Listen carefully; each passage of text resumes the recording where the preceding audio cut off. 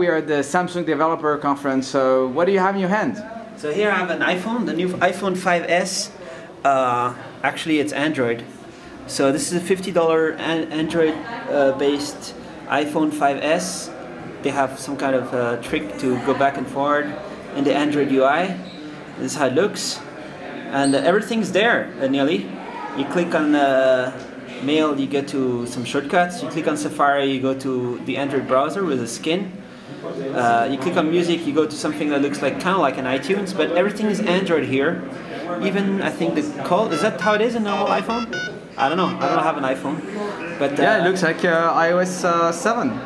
So it does really look like iOS 7 because it's like you know, 2 weeks ago they launched iOS 7. Yeah. So how much does it cost?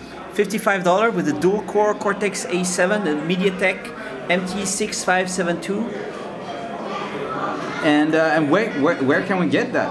So this is for sale all over China. If you look at iPhones in China, 95% of them are actually Android copies. So, but this is the best yet because before, if you wanted this is a 3G one, iPhone 3C, 5C, yeah, 3G dual SIM. It could be dual SIM, dual core Cortex A7. This is awesome.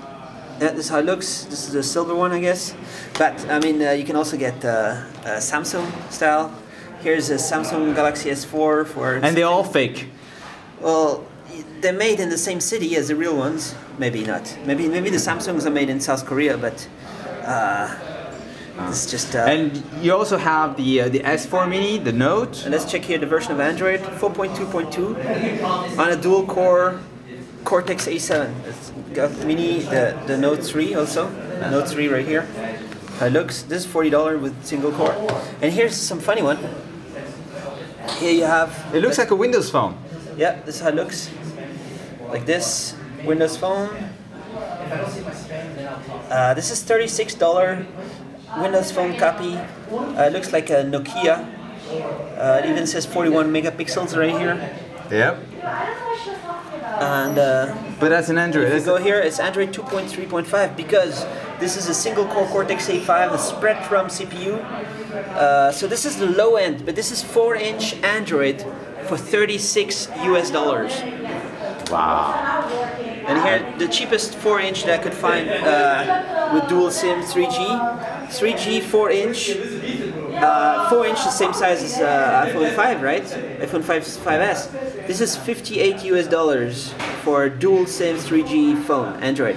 And if you check the version of Android on this one, 4.2. So it's not old. It's pretty recent Android.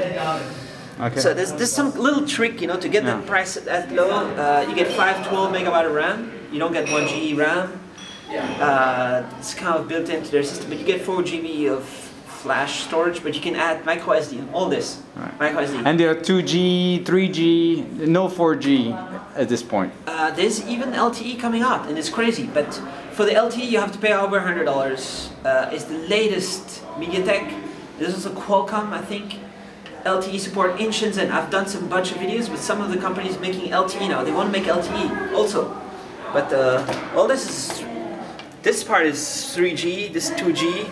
But this one is also 2G. This is a funny one. This is 2 weeks of battery life with Android. And the screen is e-ink. Right, it's a black and white. Yeah, so this is Onyx is making this one.